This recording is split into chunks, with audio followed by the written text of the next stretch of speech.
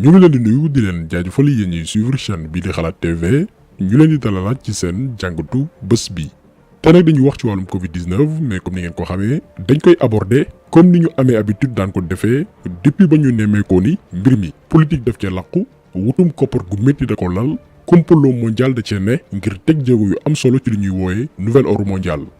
jàngatu tay bi première partie lay doon beneen partie bi spécial vaccin lay doon vaccin yi nga xamante ni Sénégal daf ci commandé daal di ciblé nag benn groupe doomi aadama ne ñoom lañ koy vacciner loolu daa ci ñëw. mais tey ci mbiru deuxième vague coronavirus bi ñuy coow fan yii yëpp la ñuy def taxaw seetlu muy loo xamante ni bettul sénégalais yu bari ndax ñun ñëpp xam nañ ni depuis bi pandémie bi amee Sénégal musul jël ay mesures yoo xamante ni c'est des mesures sénégalaises. boo déggee mesures sénégalaises mooy ndogal yoo xamante ni day dëppook ñun suñu réew ni muy doxee mesures yoo xamante ni day dëppook jàngoro ji li mu def ci biir réew mi buñ ko comparé ak lay xew ci réew nasaraan si. mesures yoo xam ne itam du gàllankoor économie dëkk bi rawatina secteur informel bi nga xamante nii moo yor koom-koomu Sénégal ñooñee duñu mën a gàllankoor seen i liggéey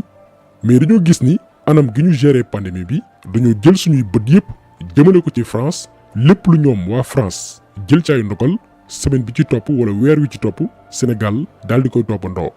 moo tax bi France annoncé deuxième vague lu yàggul ñi nga xamante ni ñu ngi topp actualité ñaari réew yi xamoon nañ ni Sénégal dina ko feelu. moo tax vidéo bii ñu dippee ko seconde vague des paradoxes maanaam deuxième vague coronavirus boo xamante nii amul benn explication scientifique bu ko mën a justifier daan ci ñëw li tax loolu ak ay exemple buñ ci noppee ñu ñaaxaat sénégalais yi ñu bañ a teggi tànk boo ko déggee mooy bañ a sere ci marketing de la peur bi nga xamante nii bëgg nañ ko fay installé waat tiital askan wi tënkaat liberté yi ci jàngoro joo xamante nii ba mu duggee suñu réew suñu borom daf ko jël def ko ab virus bu ñàkk solo. ab grippe boo xamante nii boo amee hygiène de vie bu baax di def sport di lekk comme ni mu waree mun na la dal ba nga wér te yow sax doo ci xam dara suñu borom xam na ni bu ñu defoon tey test ci millions yu sénégalais yi nekk ci biir réew mi daañu am des milliers et des milliers de cas parce que mbir yaa ngi circuler mais garaawul yenn garaaw yi nga xamante nii fa lañ ko bëgg a yóbbu ba bëgg ñoo forcer ay vaccin bari na ci ñun ñu fi amee corona ba wér te xamuñ woon ñoom leen dal léegi lan moo fi jar. di yóbbu fitu doomi aadama yi ak benn seconde vague boo xamante nii lenn moo ko tax a jóg dañ koy leeral mooy delloo si waat situation bi fi nekkoon maanaam tiital askan wi yëpp ngir mën ñoo imposer ay vaccin yoo xamante nii njeexital yi mu mën a am suñu yaram musiba naaru laay la. loolu nee naa leen dañ koy leeral ci beneen vidéo boo xamante nii daañu aborder mbiru vaccin yi jëm ci xeex jàngoro ji di Covid 19. léegi lan moo tax ñu ne seconde vague des paradoxes maanaam ñaareelu yokkute cas yoo xamante nii niñ ko bëgg a justifier yanul maanaam xel mënu koo nangu ñun ñëpp xam nañ ni mesures yi gënoon am solo te nguur gi jëloon ko ngir wàññi cas yi mooy décréter li nga xamante ni mooy couvre-feu ak état d'urgence au mois de mars maanaam sénégalais yëpp mën nañ génn à partir de 6 heures du matin pour doxi seen yitte 20 heures ku ne toog sa kër. moment boobu noonu précisément le 23 mars 2020 bi décret bi di entrer en vigueur. ñoo ngi woon ci 79 cas 0 décès ci Sénégal gépp ñu prolongé waat couvre-feu bi parce que dañuy ñëw ci manque d'efficacité couvre-feu boobu noonu ak li mu yàq ci ay liggéey ak toroxal gi ñu ci toroxal ay sénégalais léegi couvre-feu boobu noonu ñu daal di koy prolongé waat au mois d'avril prolongé waat ko encore une fois au mois de mai daal di koy defaat au mois de juin malgré couvre-feu boobu noonu jugee nañ ci 79 cas au mois de mars dem ci 342 cas le 17 avril. le 16 mai ñu dem ci 2429 cas le 22 juin ñu yegg ci 5970 cas maanaam diggante le 23 mars 2020 bi couvre-feu bi di tàmbali jàpp mois de juin jugee nañ ci 79 cas 0 décès dem ci 5970 cas juróom-ñetti fukk ak juróom-benn ñàkk seen bakkan donc li mu wane mooy couvre-feu bi amul woon benn impact ci évolution virus bi ndax niñ ko defee woon dafa mel ni daal virus bi bëccëg bi day am fu muy làqu. guddi gi lay circuler diggante boobu noonu dóor nañ fi ay nit toroxal nañ fi ay kilifa Mansour Faye ak yeneen homme d'affaires sàkkal nañ pexe suñu xaalis te lànk ni duñ ko justifier ci moment boobu nag la sénégalais yi commencé ñaxtu ne leen seen couvre-feu bi faa mu dàkk ndax buñ leen toppoon ba tey ñoom ci seen bëgg-bëgg ñoo ngi tëj doomi aadama yi buñ leen toppoon ba léegi xale yaa ngi dàqanteeg takk der yi ci mbedd yi ñuy fitnaal ay magum jëmm yoo xamante ni dañoo daani woon seen doole far guddee te ñoom xamoon nañ xel que ni tëj sénégalais yi taxul virus bi arrêté jamono jooju noonu docteur Thior waxoon na ni nañu tijji doomi aadama yi bàyyi virus bi circuler ci biir askan wi mu am lu ñuy wooyee immunité collective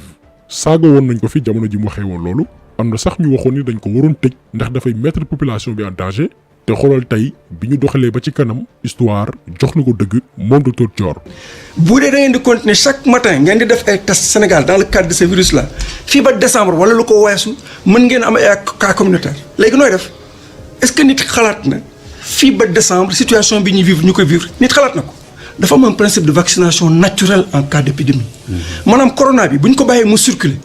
surtout bu dee da nga am une population jeune day dem ba ñooñu dañuy développer des anticorps. gis nga masse anticorps yooyu ñuy développé day constituer benn barrage boo xam ne day barrer réseau de transmission vers les personnes qui sont à risque donc day nekk un effet de protection de masse boo xam ne c'est très intéressant donc pourquoi nga ne nit ñi bu ñuy circuler au contraire da nga war a favoriser la circulation des gens. lii mi ngi ko wax au mois d'avril bi ñu weesu jamono gi ñuy tëj jaam yi malheureusement période yi muy yëkkati yi la kàddu kenn déglu ko woon parce que lim doon wax arrangé wul suñu autorités yi nga xamante nii dañoo bëggoon profité ci Covid bi ngir dérouler seeni plan benn bi mooy luubal ñaareel bi xañ sénégalais seen liberté ba benn manifestation benn ñaxtu bu mu am ñetteel bi mooy accélérer li nga xamante ni mooy le processus de nouvel ordre mondial. Alors il est temps de repenser l'ordre des priorités. Il est temps de travailler ensemble à l'avènement d'un nouvel ordre mondial qui met l'humain et l'humanité au cœur des relations internationales. Mais heureusement sénégalais yi séddawuñu woon donte pexe yaa ngi woy ba tey gars yi noppeeguñ ndax période boobu noonu ñu ci mel ni Cheikh Oumar Diagne ñoom Ababacar Mboup ñoo ngi doon sensibiliser ñun itam ci suñu wet pour wax sénégalais yi bu leen nangu ku leen tiital yóbbu seen fit yi ndax virus bi ci boppam ab grippe la boo xamante nii du fi def comme na mu def ci réewu nasaraan si période boobu bi doomi aadama yi demee ba comprendre que ni caaxaan dañ ko rax ci mbir yi la ñu tàmbalee manifester ci la ñu ubbee jàkka yi ubbi jumaa yi yenn sax ci ay sénégalais demoon ba naan président Macky Sall waru woon dellu ginnaaw warul woon topp yenn sénégalais ci seen bëgg-bëgg parce que Sénégal mooy réew moo xamante nii dafa neex trop da ngay gis ku nekk à l'aise même bu liggéeyul dafay jot salaire am parce que contrat la yor même bu ñu defee confinement total tëj ñëpp mun na toog këram def télétravail kooku mooy nekk ci réseaux sociaux yi yor connexion am naan nañu def couvre-feu tëj dëkk bi yëpp ngir virus bi jóge fi te xamuñ ni période pandémie 0 cas mënul nekk xalaatoo kii xëy di taaba ngir am lu mu dépense suba xalaatoo journalier bi nga xamante nii bu liggéeyul du am lu mu lekk xalaatoo maire ak paa yi nga xamante ni ñu ngi ci marché yi ak yeneen bërëb di ko jaayante ngir mën a dundal seen njaboot te moonte ba ñu lever couvre-feu bi ba ñu yëkkatee mesures yi nga xamante ni moo doon tënk sénégalais yi ci la cas yi tàmbalee wàññeeku immunité collective bi nga xamante ni docteur Thior moom la doon wax moo mujj am ndax bàyyi nañ virus bi daal di circuler ci biir population bi wax naa leen ñu bari ci ñun corona nañ fi ba wér te kenn xamu ci dara benn grippe bu ñàkk solo la boo xamante nii mënuñoo sonal Sénégal ngay gis mu soj ba wér te du naan garab suñu yaram yi Nivaquine ak Téramycine ci ne fees dell ngeen gis ni kon Macky Sall ba mu lever couvre-feu bi mardi 30 juin bés boobu noonu am nañ 95 cas positifs ci 1274 tests juillet août septembre cas yi di wàññeeku ak doole comme ni ngeen koy gisee ci bile courbe ndax bu ñu jëlee mercredi 30 septembre nekkatuñ ci ay 100 cas mais ñoo ngi ci 37 cas positifs kon ñu gis ni bàyyi doomi aadama yi circuler mooy solution bi. mais dañuy ñëwaat ak beneen exemple boo xamante ni moo gën a doy waar mooy période bi ñuy waajal màggal ak gàmmu ñoo ngi fàttaliku juróon na fi coow lu bari ci ndax dañu leen di amal wala déet am na sax ñu doon wax ni Macky Sall warul woon seetaan événement yooyu noonu di am ndax dafay mettre population bi en danger day tax cas yi gën a yokk. yàlla teral la fonk nga ne la fonkal diine ah jël la teg la première position nga saagane sa bopp waxuma jëm ci benn xewu diine yépp laa wax. bu doon Abdou Diouf lii du am ten yoon la tamit ndax bu ñu demee ba Sénégal ni mu toll ujaaj yi pare woon seeni bagage war a dem aji màkk kenn ci ñoom jógewu fi mais lu tax ñuy forcer ni dañuy def xewu diine nañ ko xoolaat.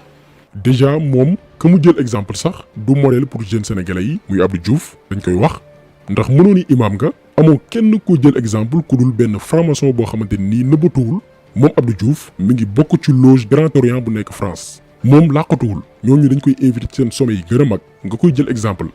léegi ñu ñëw ci événement yi ñu daal di dem màggal juste que dañ leen di won paradoxe yi am ci Covid 19 bi Sénégal ñu célébrer màggal le 6 octobre normalement d'après prévision yi gars yi doon def 2 semaines après màggal gi cas yi dafa waroon augmenté wu ak doole d'après li experts yi doon wax ndax rassemblement bu rëy moo fa amoon mais 15 jours après maanaam après période d'incubation bi mercredi 21 octobre sur 1010 tests 25 cas positifs la ñu am te moonte ñoo ngi jugee ci rassemblement bu mag ñu teg ci quelques jours ñu amal gàmmu ci guddi jeudi 29 octobre Medina Baye doomi aadama yi jugee fu ne teew champ de course yi itam ñu organiser seen gàmmu ñuy xaaraat beneen vague de contamination bii itam après période d'incubation bi vendredi 13 novembre 11 cas positifs la ñu am maanaam seetlu bi mooy fi ñu doon xaar cas yi augmenté wu muy période màggal ak gàmmu tey rassemblement yu bari amoon mbir yi dafa wàññeeku ak doole kon ñu gis ni immunité collective bi nga xamante ni doon nañ ko coow am ay médecins yu ko doon recommandé kenn nangu leen woon déglu moo nekk solution bi te bu leen fàtte ni diggante boobu ubbi nañ école yi ubbi université yi sénégalais yi wóy di amal seen dund gi nga xamante ni moom la ñu amoon. léegi fan la cas yi tàmbale waate augmenté wu tàmbale yokk mooy biñ ne vaccin yi tàmbale nañ ko séddale ci àdduna bi bañ nee na dëkk yëpp def seeni choix ku ci nekk wax ban xeetu vaccin nga bëgg Sénégal tànn xeetu vaccin bi ñu dippee Moderna ci leeral vaccin bii di Moderna te Sénégal tànn ko essayé nañ ko lu yàggul ci benn prêtre bu naan John Fielders bu porté woon volontaire ñu essayé ko fële nga xamante ni mooy Philadelphie mais par la suite dafa décédé te pourtant yorewul woon jàngoro ji di Covid te ba ñu déggee ni Sénégal vaccin bii la choisir dañoo dem xool ndax France moom itam vaccin bii bokk na ci seeni choix parce que comme ni ñu ko waxee sànq ñun ay altoppe lañ yoo xamante nii depuis ba corona jibee lépp lu ñuy def bépp décision bu ñuy jël dañuy topp France moo tax ku bëgg a xam situation Covid bi Sénégal xam fan lañ nar a jëm del suivre média français yi di xool yan ndogal la ñuy jël seen réew loo fa gis rek jàppal ni fekk ay weer moo nar a am Sénégal mooy la France en miniature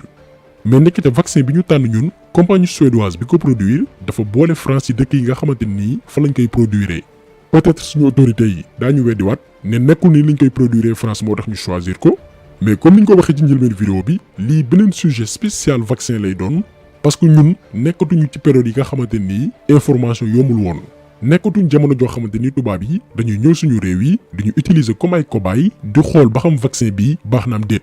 li ñu dénk gum sénégalais yi mooy bu leen kenn tiital bu leen tombé ci communication marketing de la peur bi nga xamante ni mooy tax ñëpp tiit ba ñu forcer leen vaccin yi nañu bañ a cédé ci stratégie yi nga xamante ni ñu ngi koy teg donc jàngatu tay bi loolu woon ñu ngi leen di gërëm di leen jaajëfal di leen di daje incha allah beneen yoon ci beneen jàngat jaa ngeen jëf